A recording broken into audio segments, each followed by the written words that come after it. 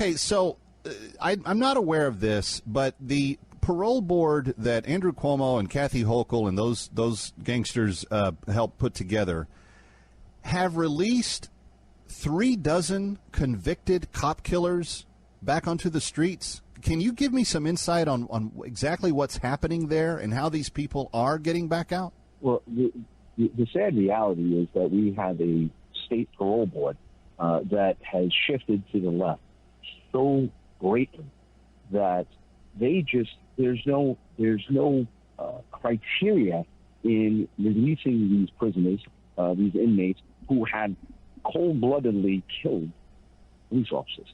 Now, what they're doing is they're actually letting them out without them truly being remorseful. One example of that is the release of those who killed police officer Pregantini and Waverly. You have Anthony Bottom, who viciously killed them.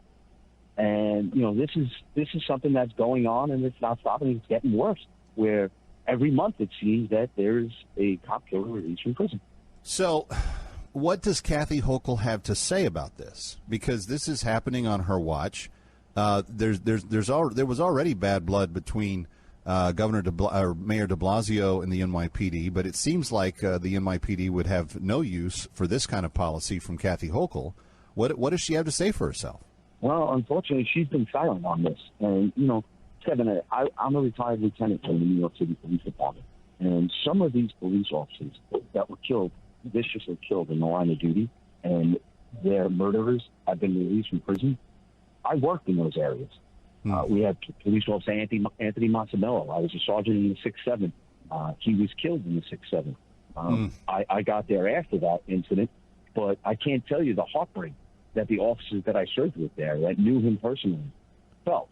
Then you have police officer Raymond Cannon. He worked in the 6-9 precinct in Brooklyn. In 1994, I was a rookie police officer. I got out of the academy in 1994. I got on the job in 1993. He was assassinated in December of 1994. He responded to a bicycle shop that was getting burglarized, getting robbed, and the perpetrators shot and killed him. They were already released. They didn't show remorse. And where's the governor on this? Where is Governor Hochul on this? She's silent. She hasn't said a word. And that's why we're all up in arms saying, why are we treating these criminals with kid gloves? Anthony Bottom, Herman Bell, they got out. One of them got invited to SUNY Brockton to speak about being a political prisoner. He's not a political prisoner. He killed a police officer in cold blood, savagely killed him. One of the officers that he killed, he took the other officer's gun while he was dying and shot the other one execution style, standing over his body.